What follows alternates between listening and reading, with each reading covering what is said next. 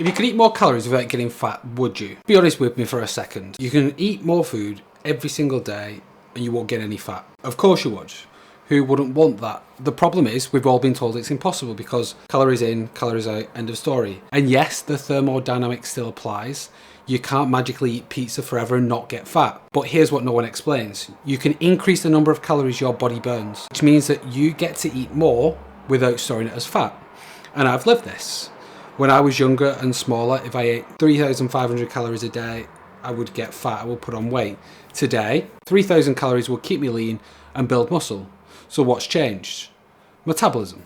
And I didn't hack it with some magic pill. I built it step by step. Muscle, movement, food choices, lifestyle. I'm going to give you the exact blueprint, but here's the catch.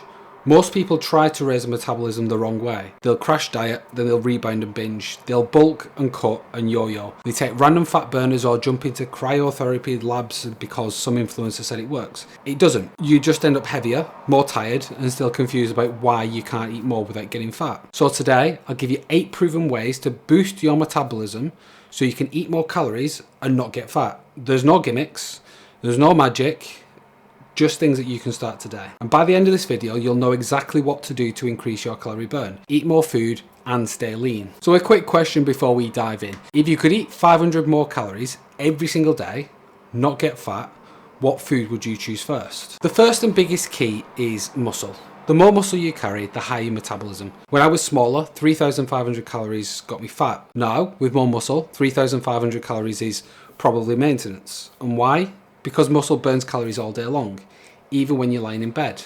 Meanwhile, fat still burns calories, but it just sits there. And this is why people lose their ability to eat as much as they age.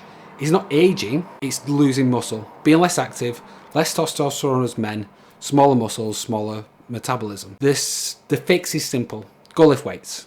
Train harder, build more muscle. More muscle equals higher resting metabolic rate, equals more food without getting fat, and it's that straightforward. Something else you can do that is exercise based is NEAT. NEAT stands for non-exercise activity thermogenesis, i.e. the calories that you burn that is not purposely doing cardio. If you sit down all day, work at a desk, you might burn 1,500 calories total. But if you fidget, you walk, stand, do chores, do some tidying, go for a walk, that person might burn an extra 500 calories. So that's the difference between eating dessert and starving. Start moving more. Park further from the shops, take the stairs, stand while you work, clean the house, dance, and even nodding your head and moving your arms burns more calories. It's literally the easiest way to eat more without getting fat, so you literally turn your life into cardio. And not all calories are the same to digest. So here's another way you can do it. Called the thermic effect of food. Fat is easy for your body to store. Carbs take a little bit more work to turn into fat, but protein is like sprinting on a treadmill. When you eat protein, your body burns more calories breaking it down. That's why high protein diets increase metabolism. Same with fiber from vegetables. Your body just spends more energy digesting it. So if you load up on protein and fiber, like chicken, eggs, beans, whey, fruits, vegetables, then these foods will literally make your body burn more calories while digesting them. And that means the calories out goes higher. That means you can have more food in. Another way is cardio. Yes, cardio matters, but most people do it wrong. They walk slower than a grandma with a bad back, or they just sit on a recumbent bike and barely pedal, and that does absolutely naff all. Others tire themselves out and hurt the recovery by doing HIIT every single day, and they're too tired to train in the gym and build muscle.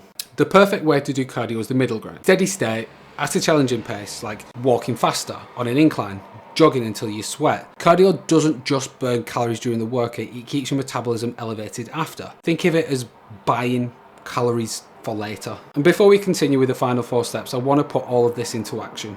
I've created a completely free 21-day blueprint that shows you exactly how to boost your metabolism, eat more food without getting fat. It includes diet plans, workout routines, and daily actions that I use with my coaching clients. So if you click on the link in the description or the pinned comment, it's completely free and it will change the way you think about food and metabolism forever. Now, let's get back to the remaining 4 steps. Here's the funny part. Bigger bodies burn more calories, and that does include fat and it does include muscle. But if you binge after a diet, double your calories and blow up, your metabolism will actually rise, but you gain 40 pounds of fat to do that. That's not the right way.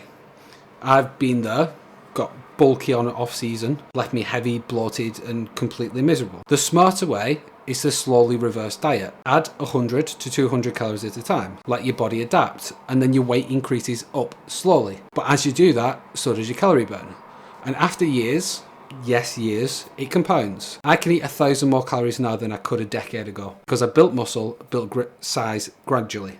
This one's a bit wishy-washy, but technically you can burn more calories by freezing. If you lower the thermostat, walk outside while shivering, or try cryotherapy, it works, but it's miserable, and the calorie burn is tiny. People think that cryotherapy burns 700 calories in 3 minutes, and it doesn't. And if it did, you wouldn't need GLP-1s, or you wouldn't need coaching. My advice, skip the suffering. You want to boost the burn, just go for a brisk walk instead. Same effect, way more enjoyable. And this one's something that most people will probably like, but it might make them nervous. And it's stimulants. And I'm not saying go buy illegal drugs so you can raise your metabolism. What I'm saying is there are legal stimulants that will increase your metabolism. Even 1 cup of coffee raises calorie burn. Pre-workouts, green tea, fat burners, they do work, but don't expect miracles, and definitely don't abuse them. Use them smartly. Caffeine lets you burn more, train harder, burn extra calories, and that adds up to more food without gain. But remember, supplements are sprinkles. Muscle, NEAT, protein, cardio are the cake. And the final piece that most people ignore is sleep and stress. Poor sleep will tank your metabolism. Stress hormone like cortisol make your body hold on to fat and crave junk food. And I used to think I could outwork bad sleep by training harder, eating cleaner and taking more stimulants. But when you're stressed and tired, your body fights against everything that you do. You get 7 to 8 hours of quality sleep. When you get 7 to 8 hours of quality sleep, manage your stress through walks, meditation, whatever works for you, then you can, and you're well rested, your metabolism will run better. It's not sexy, but it's the foundation that makes everything else work. If you stack all of these, it's not suddenly, but eventually you'll burn hundreds more calories, maybe thousands per day. And that's the difference between eating chicken and broccoli and being miserable, or having that burger and not feeling guilty. The real secret isn't about eating less, it's about burning more. So let me ask you, which one of these 8 steps will you start today? And if you want to see exactly how I put all of this together in a complete fat loss system, watch that video there where I'll break down the full approach that I use with my clients.